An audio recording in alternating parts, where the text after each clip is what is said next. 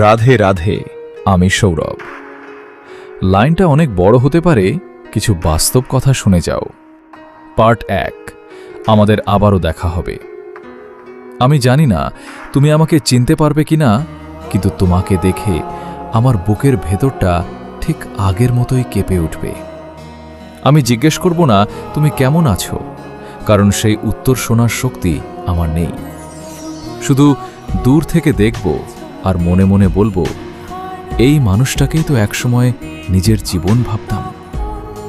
বইয়ের শেষ পৃষ্ঠা তুমি চলে যাওয়ার পর আমি কারো সাথে মন খুলে কথা বলতে পারিনি। তুমি চলে যাওয়ার পর অনেকেই আমাকে জিজ্ঞাসা করেছে, মন খারাপ কেন তোর, কি হয়েছে? কিন্তু আমি তাদেরকে বলতে পারিনি যে তুমি আমার ভেতরের রুহুটা চিরে নিয়ে চলে গেছো। তুমি চলে যাওয়ার পর কেমন জানি আমি ভেতর থেকেই মরে গেছি। কেউ খারাপ কিছু বললেও এখন আর খারাপ লাগে না, কেউ ভালো কিছু বললেও আর ভালো লাগে না।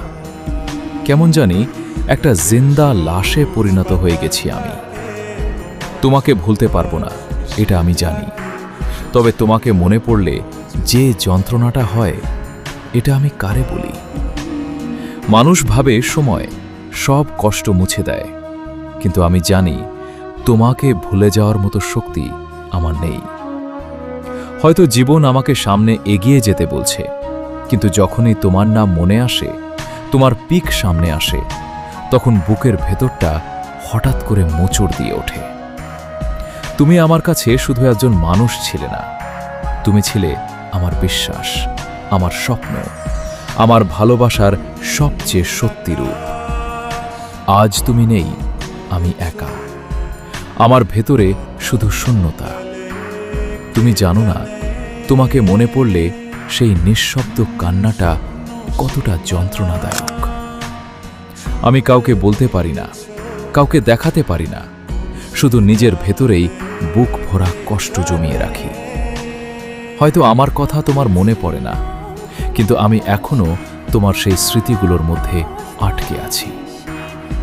যতদিন বাঁচব তোমাকে ভুলতে পারবো না, কারণ ভুলতে গেলে তো নিজের হৃদয়টাকেই অস্বীকার করতে হবে।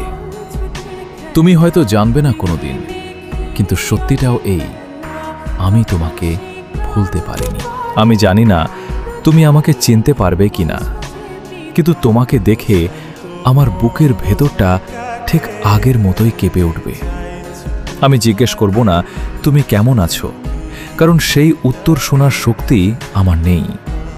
শুধু দূর থেকে দেখব আর মনে মনে বলবো, এই মানুষটাকেই তো একসময় নিজের জীবন। রাধে রাধে, আমি সৌরভ। আবার আমাদের দেখা হবে। তুমি চলে যাওয়ার পর আমি কারো সাথে মন খুলে কথা বলতে পারিনি। তুমি চলে যাওয়ার পর অনেকেই আমাকে জিজ্ঞাসা করেছে, মন খারাপ কেন তোর, কি হয়েছে? কিন্তু আমি তাদেরকে বলতে পারিনি যে তুমি আমার ভেতরের রুহুটা চিরে নিয়ে চলে গেছো।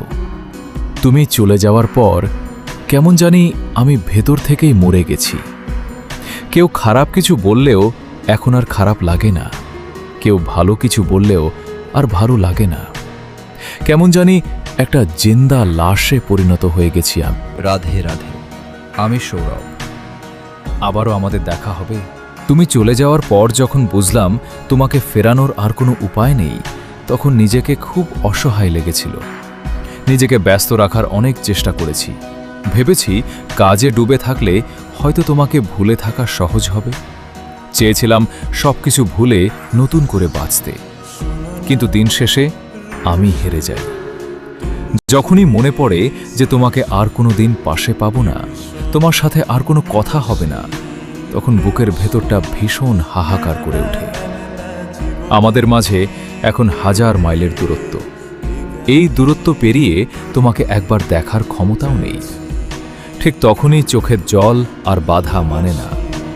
তোমার ভোলা আসলে এত সহজ না, আমি তা পারি নাই। আমার মনে কোনো ক্ষোভ নেই, আমি শুধু চাই তুমি অনেক ভালো থেকো। ভবে আমি না হয় তোমার দেওয়া স্মৃতিগুলো নিয়েই সারা জীবন কাটিয়ে দেব, কিন্তু তুমি থেকো তোমার মতো, অনেক বেশি সুখে।